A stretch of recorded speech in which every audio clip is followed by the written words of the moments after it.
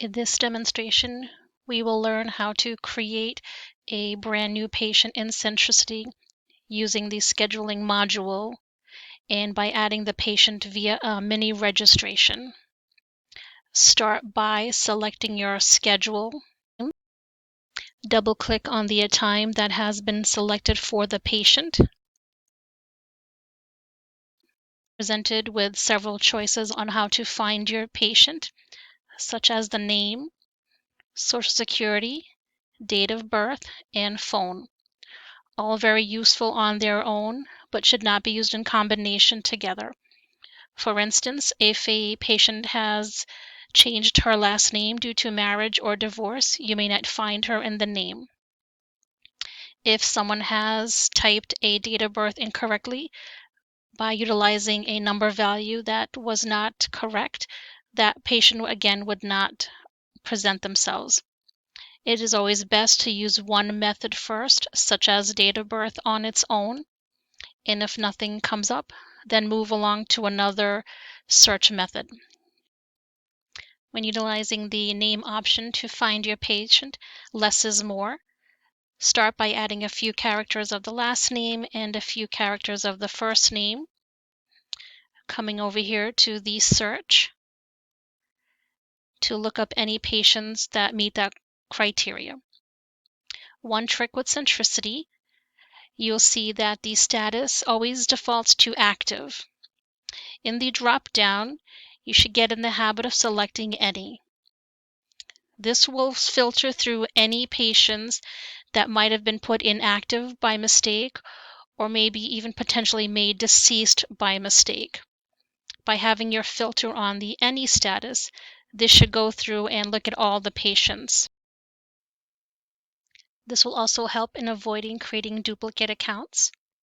When you are confident that the patient you have searched for does not exist, you can go ahead and select the New button in the bottom left-hand corner. This will begin the mini registration. For the mini registration, you'll be predominantly just filling in the elements here on the left-hand side. First name, last name, address, city, state, phone number, birth date, sex, social security number. If you have missed one of these elements and you try to hit OK, the system will alert you that you've missed a required field and to go back and fill that out. The elements here on the right you can fill out once the patient comes in and presents his or her insurance, fills out a patient profile, and can tell you who their primary care or PCP here.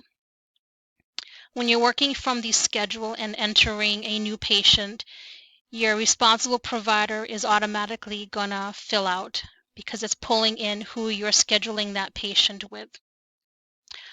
One thing to note, if you are an office that is predominantly a specialist or an office that a provider should not be listed as a primary care, then my suggestion would be to drop down the little arrow, scroll all the way to the type, and select None.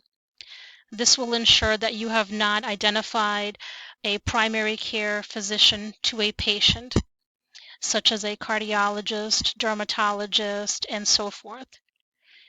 These fields can be filled out again once the patient comes in and you are going through the large registration to completing all the elements.